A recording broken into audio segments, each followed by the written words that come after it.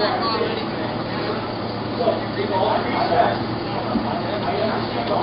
a report from the neighbor too that you went outside saying that we were in danger in here. Okay? When we go outside, you can let me know what's going on. Come with me, sir. Well, my wife's on the ground bleeding.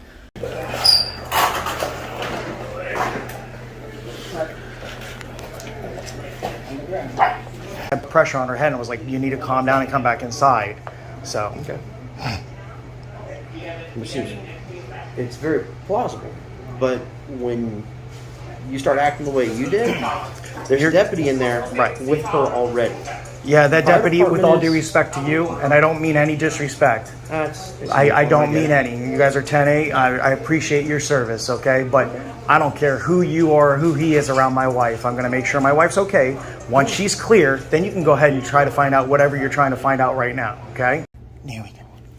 Let me find some socks. Even though it's less lethal, I have a 0 in here just so we're clear.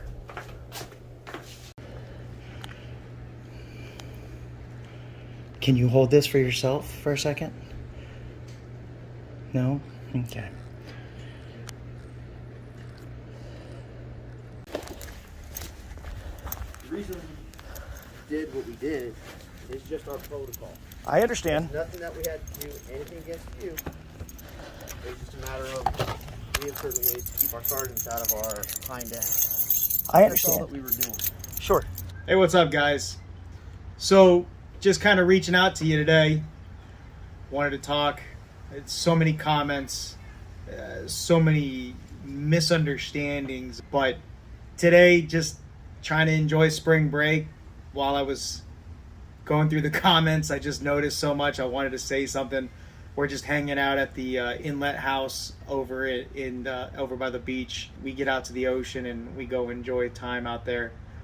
Beautiful deck. We hang out there, watch fireworks. I'm just really confused on where some of the misunderstanding comes from. And I just wanted to address that. But, you know, one of the things I had to do is put on one of my pairs of sunglasses before I came outside from my box full of sunglasses. Because now I'm kind of learning how to vlog this stuff and do this and kind of get an idea. One of the things I can do is look at the analytics and actually see where it says that the majority of the people, they only watch a certain amount of the videos.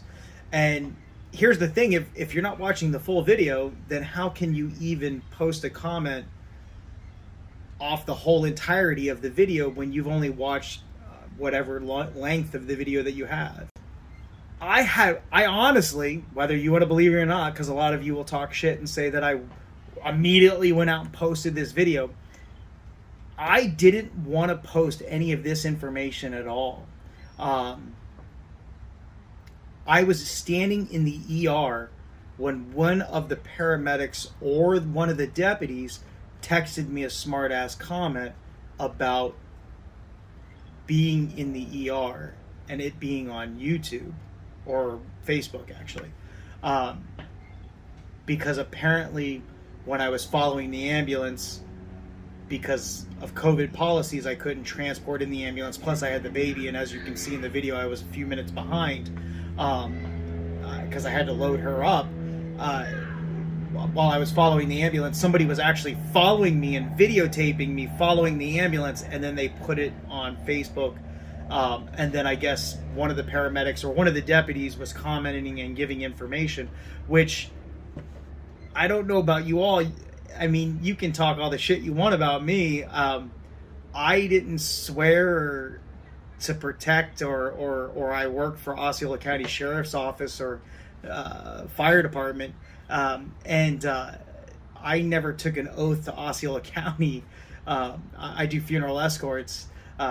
So I'm a little confused where a lot of you think it's okay that somebody within the sheriff's office that's taken an oath to protect the residents of Osceola is allowing and doing things like posting information about what happened at my home before anybody even knew what was going on.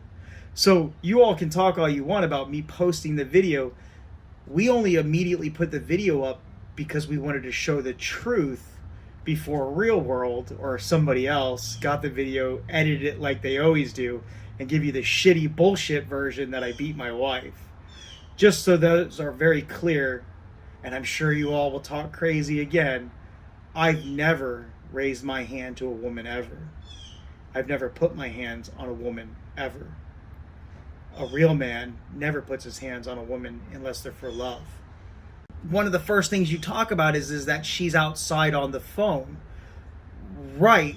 She's outside on the phone because we already called 911 once before. I called 911 and I started applying pressure to her head. A very long time went by, and at no time did an ambulance or a police car ever show up. It wasn't until my wife, who had then to go outside and make that phone call, she insisted on going outside. She went outside. Once she came back into the house, you're right, she slipped, fell, she hit her head on the counter. And then I applied the pressure. I applied the trauma bandage that we did have. We applied a trauma bandage, and I was holding it there, and we got a little concerned about the time, and she started to get a little woozy and started to complain a little bit that she was concerned that she was getting very dizzy. At that point, my wife decided to call 911. She went outside to do so. I then brought her back into the home to continue the pressure, and then she got very dizzy, and she did then kind of slip to the floor. I lowered her to the floor. At that point, I then picked up the phone and called 911 again to find out what the ETA of the ambulance was, because nobody had shown up. When I noticed a deputy radioing that he was on scene and he was calling for additional assistance, I heard that through our ring system, and I already knew at that point ambulances were going to be a little further behind, and that they weren't there because there was a belief of an emergency slip and fall. Those that have been in law enforcement, that are firefighters or paramedics, that have dealt, unfortunately, with this situation and or are very well versed in those kind of procedures, they would know that when they watched the first few minutes of what time it really was. A few of you did, a lot of you noticed, and my fans, I wanted to let that, you guys out there know, I really appreciate your words of support. My wife is doing well. She's up and walking around today. She's doing well. She's a lot stronger. Thank you for asking. Again, I appreciate your support. My wife appreciates your support, even though she doesn't really, she doesn't want her name and face and all that things to be seen. I'm glad that a lot of you, especially some fathers out there and husbands, made comments in saying the things that you did about how you saw where it was going as well, and the fact that I stood my ground is very admirable. That you thought was a good thing that I did, especially to protect my wife and the safety of my wife. Of course, they were there to help my wife. When the paramedics showed up, you have this deputy, he's standing there, not concerned about my wife on the floor, never checked vitals, never made sure she was alert. Yes, he said hi to her and made sure that she was alert when it comes time to that, but never made sure that she wasn't defibbing or having any kind of problem with her heart rate or anything of that, decelling. The only thing that he was trying to do was separate my wife and I, so in her time of need, she didn't have her husband next to her or her daughter. In her time of need, she accidentally may have said something. Who knows? Who knows? If you don't have a loud enough volume on your shitty ass little speakers, go get something or put it in closed caption so you can read it on the screen. But my wife clearly says, I slipped and fell and hit my head on the counter. I don't know about you all, but I'm more afraid of my wife than my wife's afraid of me. So I can assure you, I sure the hell didn't coerce her into saying that. Her name, and I'll let you know which one she's in. Sounds good.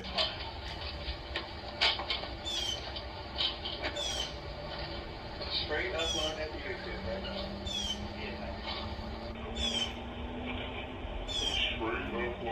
So yeah, that's why we played the audio slowed the second time so you could hear what they were saying, so there was no misunderstanding. Yeah, apparently maybe the information wasn't dispatched the way it probably was being said. Again, I don't really know what the neighbors supposedly called. They're advising they heard the neighbors made a phone call.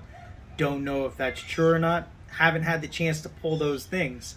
But again, as you heard the deputy towards the end, which we'll get to, my wife was outside crying and bleeding because she couldn't get cell phone reception and my phone call wasn't sufficient enough.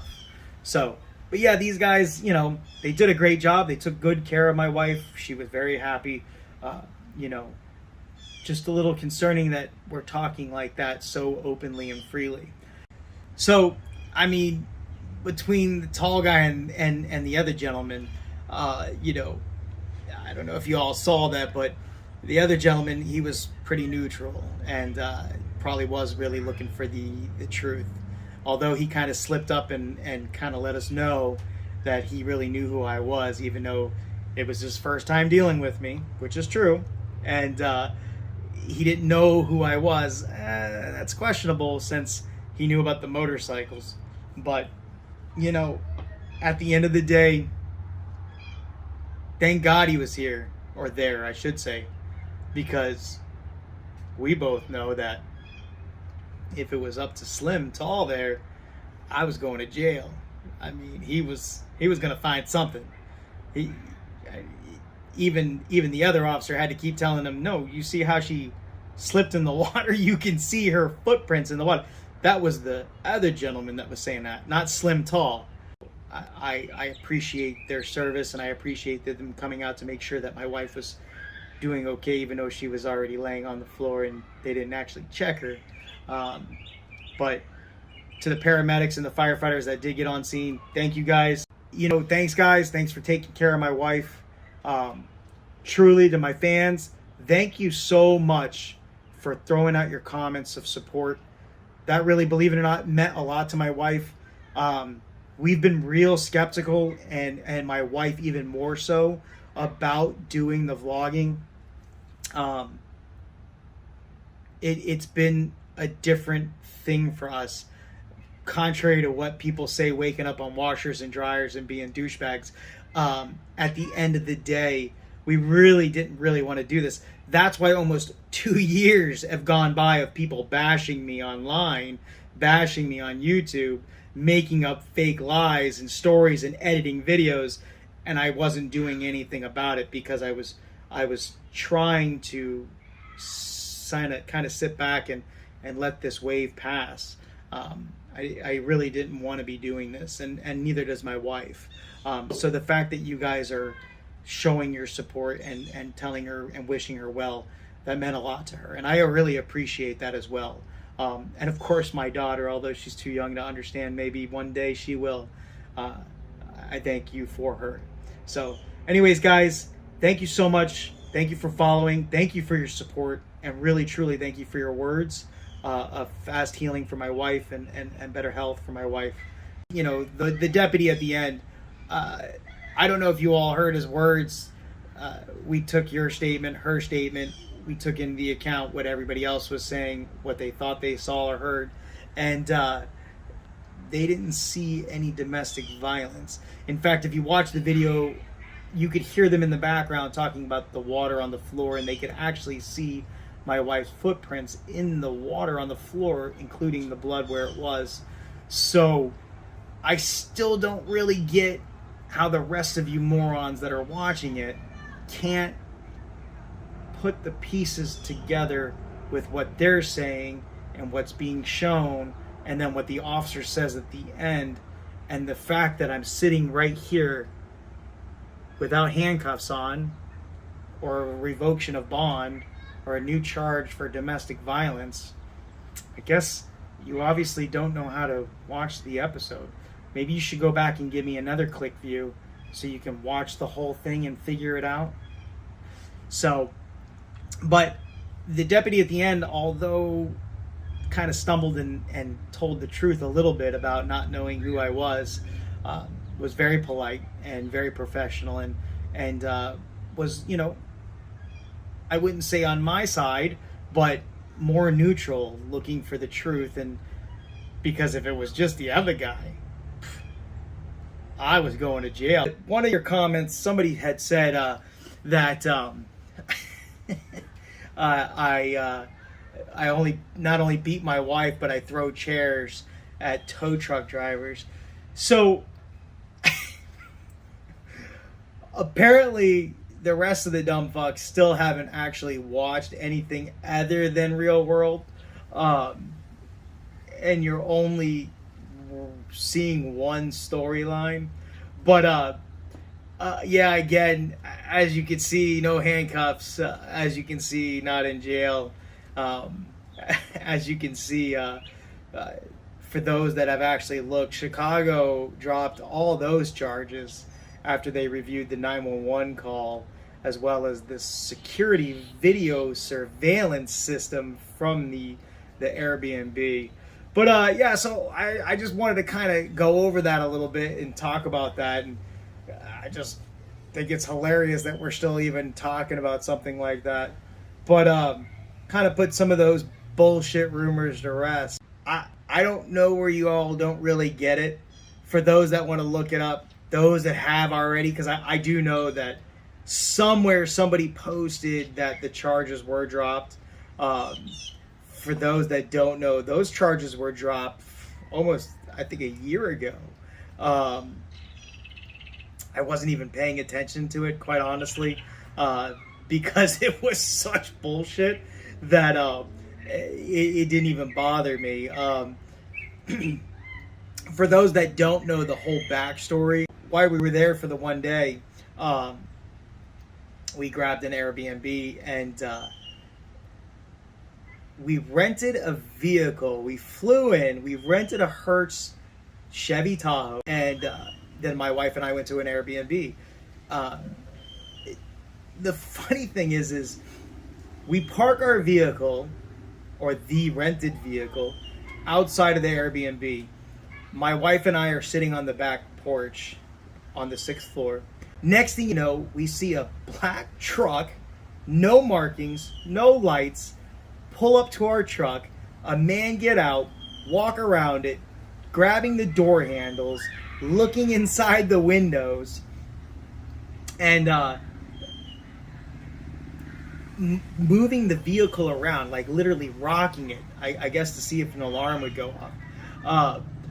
And at that point, I picked up the phone and dialed 911. My wife had started to run downstairs. Why, I still don't know to this day. But she was already on her way downstairs, and when she got out the door, I was on the phone explaining to dispatch the tag and the vehicle and the make and the model and what he was wearing. He then goes back into the vehicle. My wife starts yelling at him to get away from the vehicle. He goes into the vehicle and he pulls out a screwdriver as long as my arm. It was literally this long with an orange handle about this long. So my wife's arguing with him about getting away from the vehicle. She knew that I was on 911. He then grabs the screwdriver out and is walking towards her in an aggressive manner with the screwdriver out and pointing it at her like this, and yelling at her to get away from the vehicle. At no point did he ever say he was a tow truck driver. At no point did he ever say he was a repo agent. At no point did he ever advise that he was towing that vehicle because apparently Hertz rental car forgot to pay their car note and the rental was no longer valid. The vehicle was actually up for repossession and he was there to repossess the vehicle. Never would have thought in a million years when you rent a rental car from the airport that whoever you're renting it from, unless it was Tom, Dick, Harry rental cars, that the vehicle would be up for repossession, let alone Hertz rental car. So the vehicle was up for repo and he was there to get it. But he never identified who he was, never identified what he was doing and why he was there. So for those that are husbands that really truly love your wives and don't actually want to just get rid of them over the weekend or whatever it is you do, but actually love their wives and are willing to put their lives on the line, I was in a very bad position. My wife ran downstairs while I was on the phone, and I didn't even know she ran downstairs. Or, well, she took the elevator. She didn't run down the stairs. She took the elevator down the 6 flights. So I'm on the 6th floor. All of a sudden, my wife pops up, and a gentleman's got a screwdriver, and he's pulling it towards her and pointing it at her and shaking at her and yelling at her. So I had 2 options. Option 1, jump off the 6th floor balcony and try to hope that I would land on the Chevy Tahoe's roof and maybe Hollywood get up and roll off the roof like some fucking bullshit movie and go and then defend my wife's honor. Or I had the option to take the chairs that were near me and throw them nearest the tow truck driver to make him step away from her as much as possible until I could get her away from him enough to where then there was enough distance that I could either get downstairs or she could turn around and run back inside. So, again, it's either jump off the balcony and land on the roof and roll off like some fucking Mission Impossible shit, okay? Or realistically throw some chairs because there's no other option on a 6th floor balcony and make him walk away from her as much as possible. Which, shockingly, is what worked. Me throwing the chairs made him step back enough that she was safe for the few seconds that I was able to do so, to where she could turn around and get back inside the door. Once then me and her walked back outside, at that point the Chicago police was already there because they were only down the road waiting for him to do the repo. What I said was, we are a funeral escort certified agency through the state of Florida, which, if you have the time and do your own request, that was what I advised the one officer while I was saying, Ron, you get my badge, to prove to them that we're with this company, Metro State, and we're a funeral escort company that's certified in the state of Florida to do funeral escorts.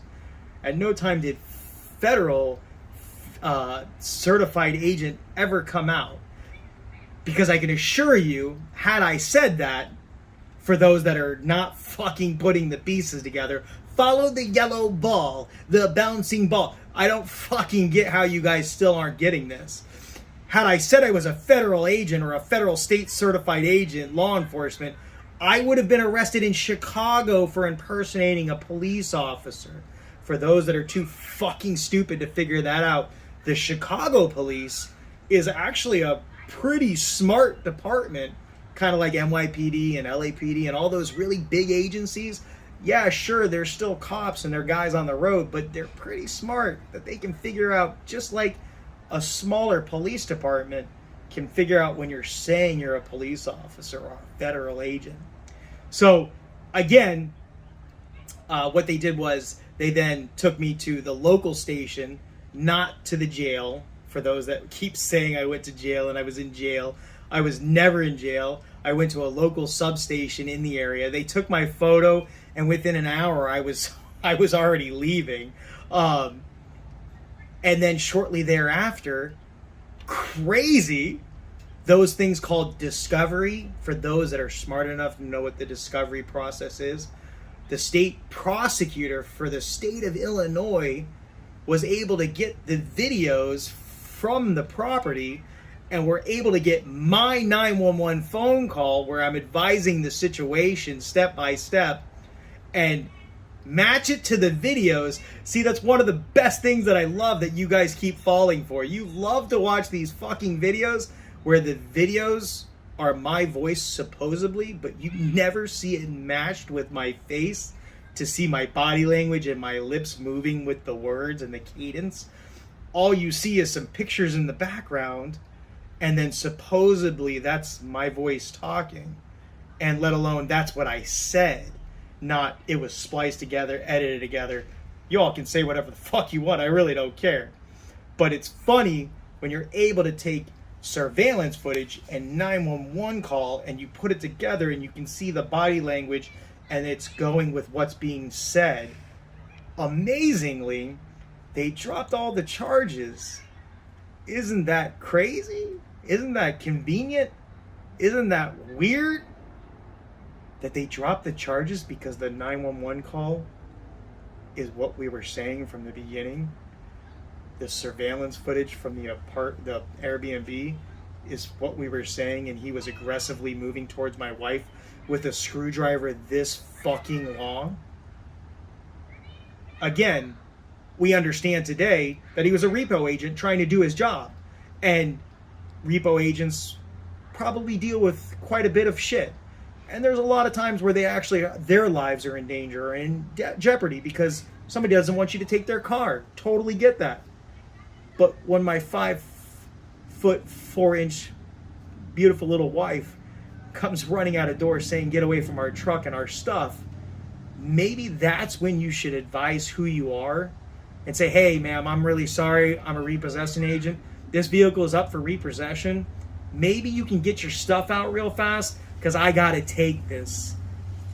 Some crazy fuck shit like that makes more sense than pulling a screwdriver this long and waving it in my wife's face.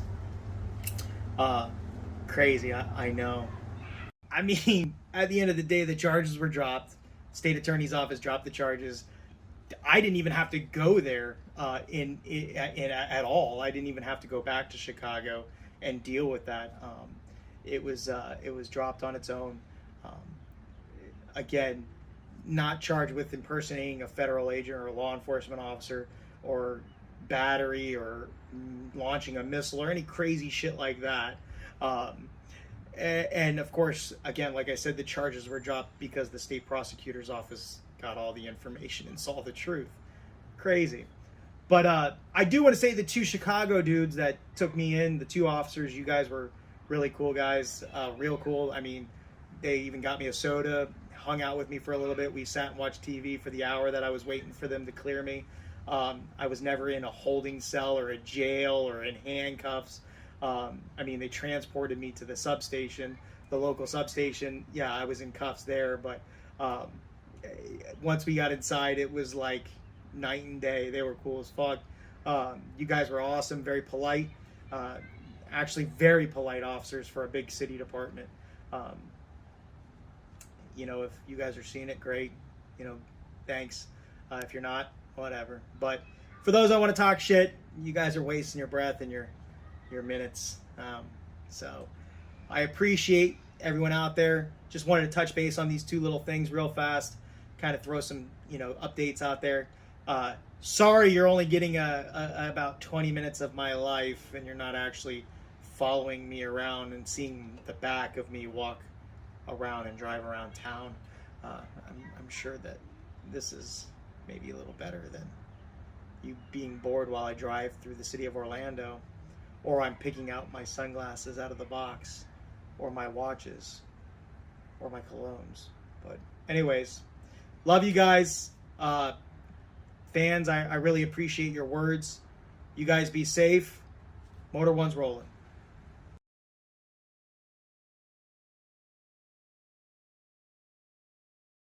So today we're gonna do let's get ready with me. I know you all talked a lot of shit about that. Oh yeah, like somebody had to make them do it. Listen, I can assure you, what's in my bag, my rook, or get ready with me is definitely not something that I would have done and still trying not to do, but being forced to do. So, so today what's in my bag, or AKA what's in my rook, for all those shit talkers. So, listen, I hope you guys can hear me good, because I don't have this knockoff mic that I got from wherever, and I don't have my Walmart fan in the background spinning, so you might not hear me, but just wanted to go over what's in my rook, and we'll go from there. So let's get started.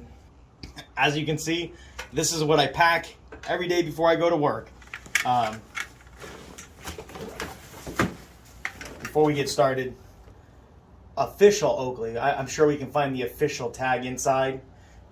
Since we don't live in New York, we live in Orlando, Florida. and there's not too many knockoff places that sell Folkley shit. But anyways, so we'll go ahead and get started. This is what's in my bag I take with me to work every day. So I already wear my one phone on my duty belt. I have my backup phone. This phone is backed up for some of the officers that come to work, that their phones are broken or they need an extra phone. We'll go ahead and get into the bag. So this is a showy police style helmet. Again, I said police style, but this is a showy helmet, modular, so it goes up and down. As you know, we wear these. On that, we have our camera recording system mount, and then of course, just for music and things like that, so we can listen to music while we're working and stuff. But this is our helmet. I have an extra hat, just in case, especially since, you know, I don't know about y'all, but those that have owned a business know that a lot of your contractors slash whatever you want to say, oh, he finally admits it, employees, not that I have employees, I have contractors, oh, he finally admits it, oh, he finally admits it, employees. You know, I just have extra hats, things like that in my bag, just in case somebody forgets theirs, since it's our policy when outside, not undercover, they're required to wear a cover, for those that know. So, then I have my riding gloves. They're Oakley SI. These are my riding gloves. Just so we're clear, they're genuine Oakley. See? The genuine SI Oakley logo. Not the Folkley shit that you keep saying. I guess I drove to New York and bought, or whatever the fuck you want to say. And then I bring in my rain gear just in case. Always have your rain gear. We always turn these inside out. These are expensive flower jackets. It's got the tag in it too, just so we're clear. It's not a Folkley or a knockoff blower. Not bought from some. You live in Florida. There's a lot of knockoffs out there. No, maybe in Miami, but not in Orlando. I mean, sure, there's somebody that probably does somewhere, but I wouldn't know because I don't buy Folkleys. Anyways, so rain gear, blower, high vis, as you all noticed. Sticking to the same idea for nighttime riding, Oakley, again. And you guys are gonna love this. More sunglasses. More sunglasses, not in the box on the desk. Holy shit, what will you talk about now? Because it's not on the desk, in the box. But they do look the same. Just a slight difference. For rain or night, these are clear lenses.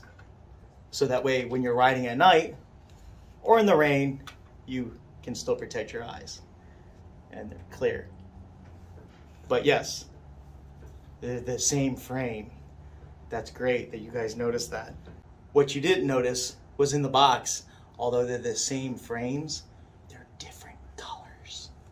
Different colors means they're different for different outfits. If you're wearing brown, you wear brown. If you're wearing black, you wear black. If you're wearing blue, you wear blue. Or if you want to really fuck everybody up, you wear a black suit with brown shoes, so you wear brown glasses with a black suit. It seems to piss a lot of people off. So that's that. Then it gets better. Here it comes.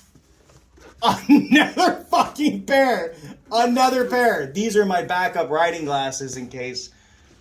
For those that ride motorcycles, you know that bugs or rocks will hit your lenses sometimes, crack your lenses, scratch your lenses. So again, oh my God, it looks like I have another pair. Not in the box on the desk. Fuck, I don't know what you guys are going to talk about now. For those that know what SI stands for, those are SI. So, these are my backups with my rain glasses. Then we'll go into, always have our masks because of COVID. Always have an extra one. New for employees up contractors that show up that forgot theirs. Also inside my bag is our body cameras for our helmets. These are for all our men and women on motors. Only for motors. These are helmet mounted cameras. All of our units wear these. As you know from edited versions of videos that have been posted of maybe me and maybe not, but only this camera or those cameras can tell the truth. Then I have, these aren't knockoffs either. These were from Best Buy, so I mean they're Jabber, they're not Oakley, so I mean they're just earbuds, so that way I can use the phone if I'm not wearing my helmet. It's impolite to make a phone call near a church or in a church and have all that noise, so it's better if I'm wearing my earbuds. Then, just in case, because I've been drinking 20 fucking cups of coffee all day, gotta have the gum. Then, the business side, money bag. Never take cash, only checks, contrary to what all the people want to say. So, but, you know, inside that bag, we have actually 3 checks from yesterday. Deposit and payroll slips. Then we have a plethora of fuel receipts for that Uncle Sam part that y'all talk shit about that I don't do. Got the gas cards to go with it. These are all individual gas cards issued out at the beginning of each shift. We got about 30 of these.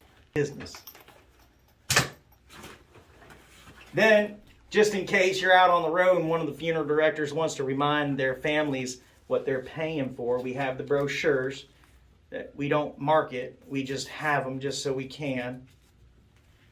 I'm going to have to put this whole bag back together again. With the brochures, you got the business cards for the tow truck and then the business cards for motors. So I keep both of those on me, keep both sets. And then, of course, the most important, I keep a Quran on my bike with me at all times. One in my car, one on my motor, one in the office. As you can see, we have Quran verses in the office, but one Quran with me and in my rope. Never know when you're going to need some glue, especially if you put it in your hair and wash your hair, but with the glue. But I know this goes on surfaces. So then, of course, my wallet, driver's license, and credit cards. You know, all of the credit cards that we keep saying don't exist. By the way, credit cards aren't considered loans. They're considered line of credits. That's why they're called credit cards. Follow the yellow ball. Credit cards, not loan cards. Right. Got the Aqua di Gigio blue and got the Polo blue out on the road. In fact, I've had guys behind me on a motor say, "What is that smell? It smells so good while we're riding down the road." Then, of course, got the Samsung backup battery just in case, charging phones, charging equipment. Here we go. Here we go. It's going to start. And then, ladies and gentlemen, for those that are watching, we have our rescue equipment in my Rook. Stuff that I carry with me and other men and women that work for Metro State carry with them on their motors. We have the trauma splint, the trauma tourniquets, which is also on my belt. Tourniquet. I don't know who said that you can't wear it like this. I don't know where that came from. I didn't know there was a SOP or a AR catalog or a book that explains where you wear your tourniquet. We got the wire splint. Then we got the space blanket in case you're cold, you need that heat. Rescue blanket. Shears to cut seat belts. And we got pressure bandage slash compress rags. We're gonna move on from that. Oh no, wait. Got the CPR mask on a keychain. And then inside this cute little pocket, we have another tourniquet. For those that forget theirs, or for those that don't have theirs, or those that have used theirs this week. Now we go to the simple, boring stuff. Not that that wasn't boring already, but we have charging cables for the helmet. Keep it all in a good old bag, keep it all together. Charging cables for the cameras, the mics. Data card readers so we can pull our cameras off and give it to the law enforcement officer that's on scene to review the footage, like the Winter Park Police Department did in a certain case. On scene, never left the scene. We're able to take it out off the camera and put it right on their laptop so they can review the footage and then file charges on somebody else until Pennywise Biller changed the storyline. Then, for those, you guys are gonna love this shit. I have in the bag, this right here is the end-all tell-all that y'all been asking for. This is right here gonna tell you the truth about me and who I am. Are you guys ready? Spoiler alert. It's so I don't have to wear my seatbelt. So I don't have to listen to the binging every 5 seconds that goes down the street. And this is my backup one. Yeah. Here it comes. And then we have a backup pepper ball weapon. So that way we can, for guys that forget their weapons, make sure that they have their weapon for duty. Other than that, that's pretty much it. That's a lot of shit in one bag. For those that are women that carry your purses that weigh 1,000 pounds with a million things in them, y'all can say, see, I told you I had to carry this bag for all that shit. Now you see, I carry a bag for all that shit too. So, you know, at the end of the day, this is what's in my rook. Why again we're doing this, I don't know. Apparently this is a topic that people are asking about. You can get a glance over, a once over all the shit we got. It's been fun. I have to pack all this shit back in my bag before I go to work, which is in about 15 mics. Oh, sorry, minutes. You guys be safe. Motor One's rolling.